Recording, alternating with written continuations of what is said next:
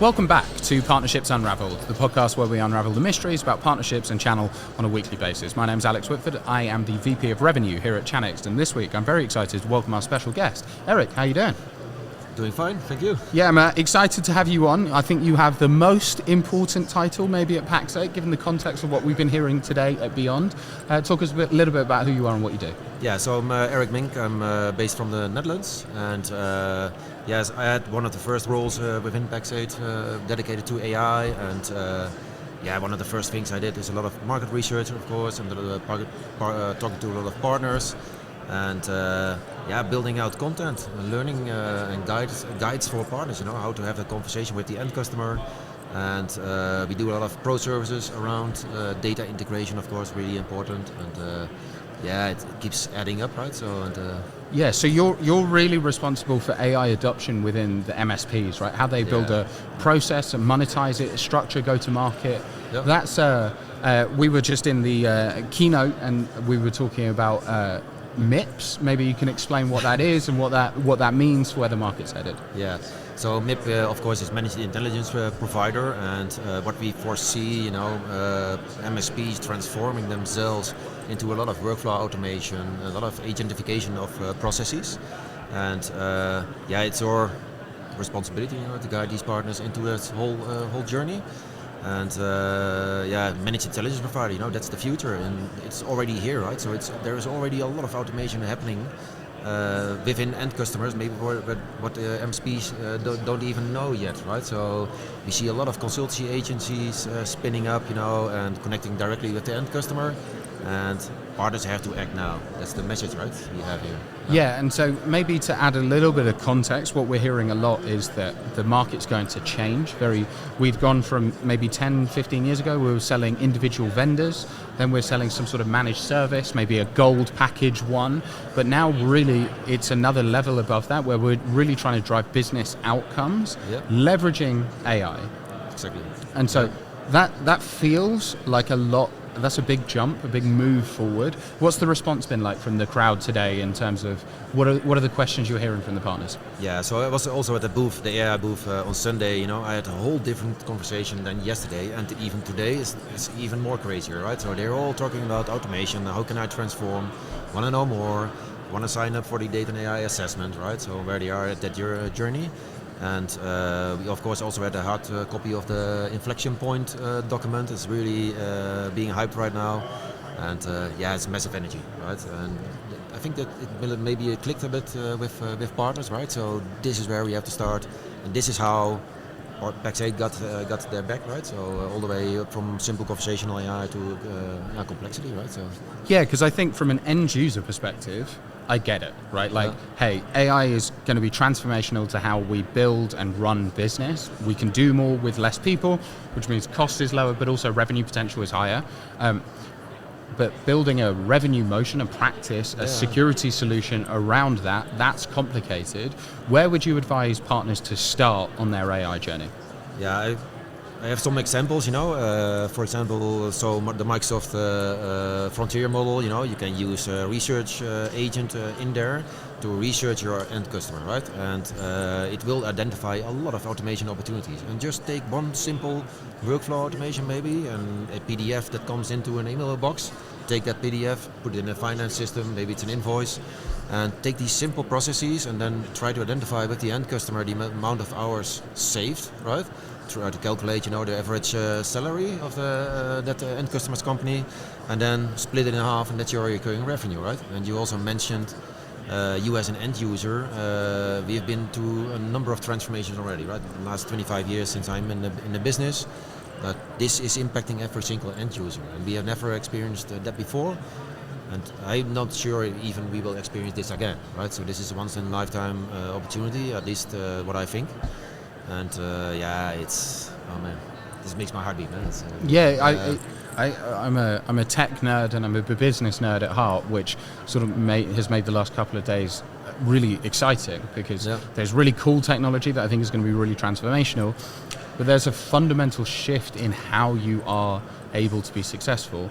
because we have to get to that motion where we start talking about outcomes on a much more consistent basis. Yep. How do you support partners in that journey to become much more solution and outcome orientated? Yeah, so that's of course a lot of it is in academy. We launched close to 100 new academy courses, and yeah, that guides the partner all the way, to having that simple conversation with the end customer and how to have the conversation and where to start. And of course, data integration is a big part of it. It's always has been maybe a bit far from a bed show from MSPs. Data integration, data management, data quality. So and we can support them on that journey too, right? So. Yeah, that's the whole guided growth.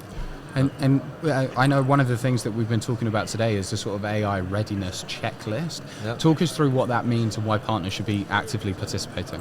Yeah, so it's an assessment. It's 25 questions about your business, and we use that, to identify where the partner is on their journey, and then hook them up into the process of all of our guided growth, right? Take them all the way up to their specialization, right? So, and so maybe zooming out slightly, some people here I've spoken to aren't MSPs yet. Maybe they want to be an MSP, or they want to maybe go and set up their own MSP. What would your message be to them as to why building an MSP today, with where the market is headed, might be the best time to enter the market?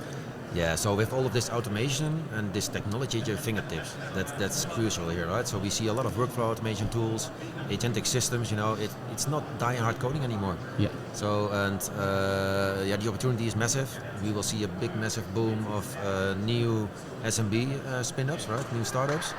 And yeah, of course the IT market is maybe a bit slow, and there's a lot of opportunity for managed intelligence providers to step up now. And I already heard a few at the AI booth, a few new startup MSPs, and they were calling themselves, I think, automation service providers, and then they heard MIP and they thought, that's it. Yeah, because we've been speaking a lot, and I never heard managed intelligence providers, but one of the things that we were hearing was born in AI MSPs, right? We saw the exactly. We've seen the transition. We saw what happened when people were born in the cloud, right? Suddenly, smaller teams were able to deliver more value, but the transition from that into AI, that's like another factor of difference. Can you help articulate what some of the performance differences are when you really get into the weeds of AI? Performance difference, you also mean between the different models? Or, yeah, so yeah. I think one of the things that I think is really hard for people to understand is they go, I use ChatGPT, so I sort of understand what AI is, which that's like level one, but actually you can get to a process where maybe with 3 people we can do the work of 10 people because of all the automation. Could you just help elaborate and contextualize some of those improvements? Yeah. So most important, of course, is security, right? So and you don't want to move your data into an agentic system that's maybe outside of your Microsoft environment. We have, of course, most of the people have Microsoft tenants, and you want to keep your data safe in your secured Microsoft tenant, right? So then if you use Copilot Studio, the data won't leave your hardened environment, right? So the models of Microsoft, they run on Microsoft infrastructure, so it doesn't leave, to other external systems, right? So, and you can throw really sensitive data in a public, maybe free even ChatGPT model. That's not what you want, right? So, make the decision also based on your security. And so one of the things that I often hear people talk about when we talk about AI is, hey, we're going to be able to reduce our cost. However, I think the real message from this week, the last couple of days, is actually it's not a cost reduction solution. It does do that, but it's actually a revenue growth model, right? It's how do we continue to build? Why is actually AI able to help drive revenue growth for MSPs? Yeah, so you can do 10 times more with the same amount of people. That's I think at least. And generating new higher margin revenue streams, right? With that example that I gave, with simple workflow automation, save the end customer 8 hours a week, you can sell it for maybe 500% margin, right? So, and the customer's happy and you are happy, right? And what does it do to the stickiness of an MSP between the end user? If you built all these agentic workflows, managed agentic workflows. Exactly, right? And you own those workflows, right? They can't just turn you off. I'm sort of equating it to be like, I'm just going to delete Salesforce, delete my CRM. It's just not possible. Why is stickiness so important and value so important when we talk about agentic workflows? Yeah, so this whole managed intelligence provider, it's all about relationships. It's doing a lot of transformation consulting. You have to know everything about your customer, right? So all of their processes, and that's where the opportunity is. So it's a really strong relationship, and yes, you own the workflows and the workflow automation for it. So massive stickiness, yeah. And one of the things that I think is really interesting, if I go to, you mentioned there's no hard coding anymore.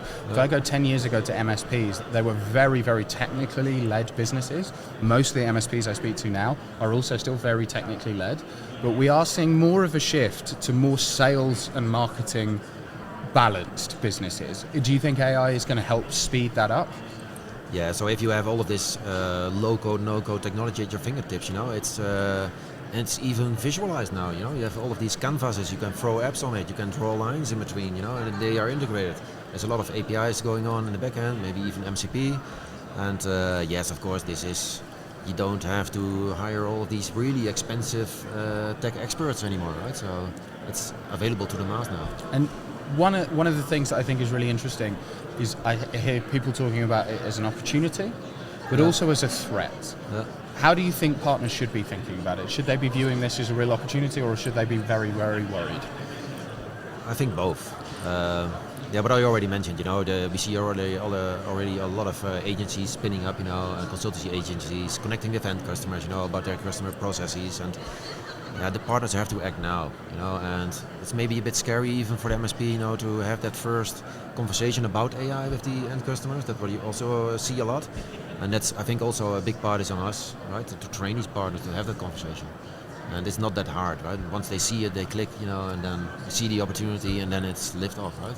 Okay, one last one. Maybe you can help elaborate for the people who aren't currently a Pax8 partner or haven't come to Beyond, why they should be coming to events like these and the atmosphere that it brings.